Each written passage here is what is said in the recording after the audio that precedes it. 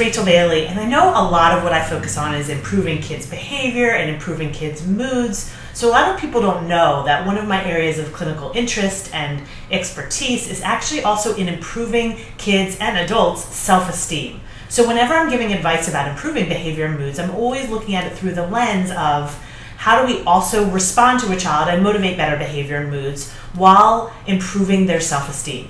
And a lot of parents will say to me, yeah, Rachel, I'm also focused on their self-esteem. I really want my kids to feel good about themselves because I know what the benefit is. And so what I've heard a lot of parents are doing to improve self-esteem is parents will say to me, I'm buying them things that I know that they want, or I am doing things for them when I know they're tired or they've had a bad day, or I'm telling them how great they are or how impressed I am with the things that they've been doing.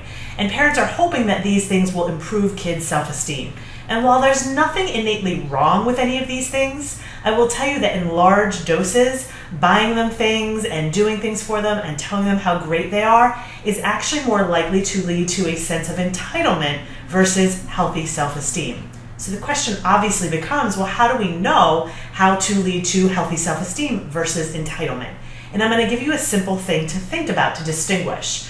If you are focusing on giving kids what they want, that's more likely to lead to a sense of entitlement. If you're focused on giving them what they need, that's more likely to lead to healthy self-esteem. So let me give you a really practical example. Let's say you go to the store and your child is with you and you know ahead of time that you're not going to buy anything for them, and they know ahead of time that you're not going to buy anything for them. But they get to the store and they ask for this thing, whatever it is, and they really are begging you, and maybe they're complaining or they're whining. If you eventually say, fine, okay, I'll give it to you, that's giving them what they want.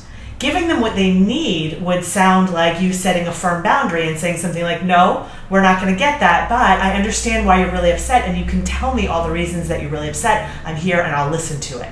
What they want is the thing. What they need is respect and support through their big feelings.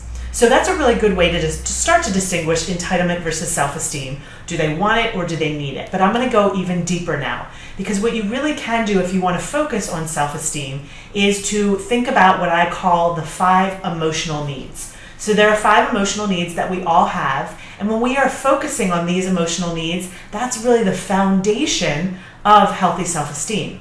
So I'm going to briefly mention what these 5 needs are, and if you have any questions about them, you can reach out to me. But the first need is connection. They need to feel connected to us. Sometimes that's through our attention, which is why they want that all the time. The second need, and by the way, you don't have to give it to them all the time. You just have to give it to them enough. The second need is the need for significance, the need to know we matter, the need to feel respected and understood. We all have this need. And it's not necessarily the need to be agreed with or given what we want, it's the need to feel respected. The third need is the need for capability, the need to know that we have the tools to handle what life throws at us. The fourth need is the need for control, the need to know that we have some say in what happens in our lives. And the fifth need is the need for security, the need to know that everything is going to be okay, that I'm going to be okay. So if you think about really specifically these 5 emotional needs, what you can do to improve a child's self-esteem, and this is really building the foundation of healthy self-esteem, is to do what I call making deposits into these emotional needs. So some examples of deposits can actually be really quick, really simple. But what you want to do to make deposits is, instead of telling your kids how great they are, show them by giving them respect. You can do this by asking them to solve a problem that you're having, especially if it's related to a problem that you know they're good at. So let's say they're good at building things. Deferring to them as an expert and saying, hey, I know you're good at building things. Can you work with me on this project where I have to build something?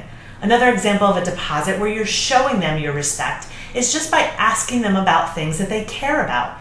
Especially if they know you don't care about it, but you're asking anyway, that's really a sign of respect, because you're saying, well, I may not care about the video game you're playing or the book you're reading, but I care about you, so I'm asking about it.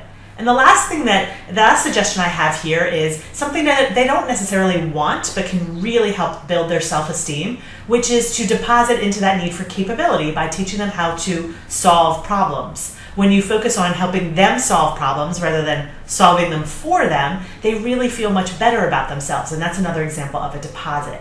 So ultimately, if you want to focus on self-esteem rather than entitlement, you want to focus on needs, not wants, and showing them rather than telling them how much you respect them, and giving them the tools they need to feel good about themselves. If you have any questions, feel free to reach out to me at rachel@rachel-bailey.com.